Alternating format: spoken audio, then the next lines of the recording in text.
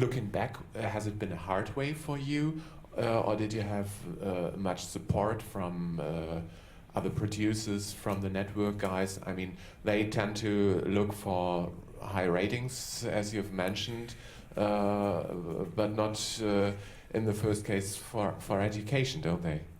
Well, yes, I went to television to ask to know how to write a telenovela, and I wrote an awful thing, really.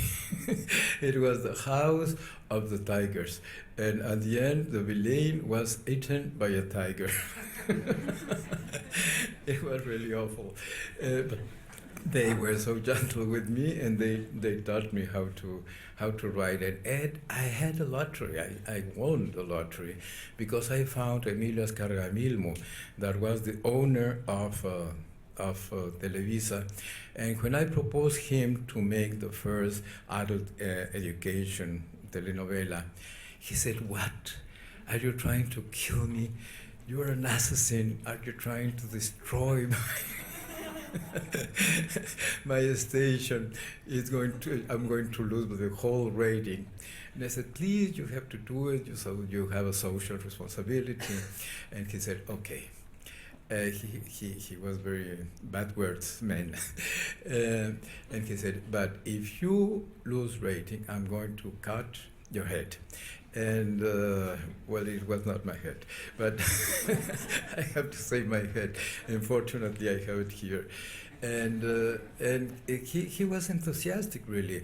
So he not only led me to produce the telenovelas, the 5 telenovelas, but he paid for the research. That is something unbelievable, because he opened the Pandora box.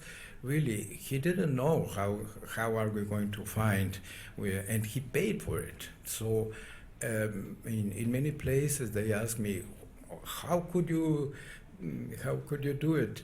And I did it because the generosity of this man. Unfortunately, he's dead now, and next CEO is not interested anymore in this kind of efforts.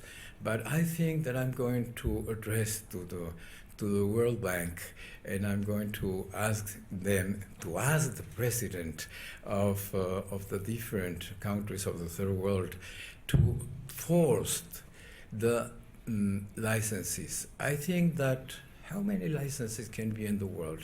Maybe 500, and I'm positive that these 500 men has the future of humankind in their hands.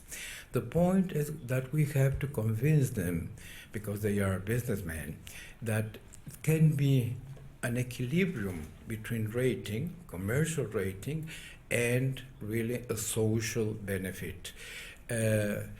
I think it's the only way that we are going to really change the world, when we convince the commercial licenses, the commercial big chains of television that hear us and hear all of us, all the effort, the wonderful effort of that we have in Amsterdam, in South Africa, in so many countries, in Ethiopia. I think that the entertainment education has grown up, and that we can now go to the United Nations, to the World Bank, and ask. We have the results, wonderful results of Woman that is here.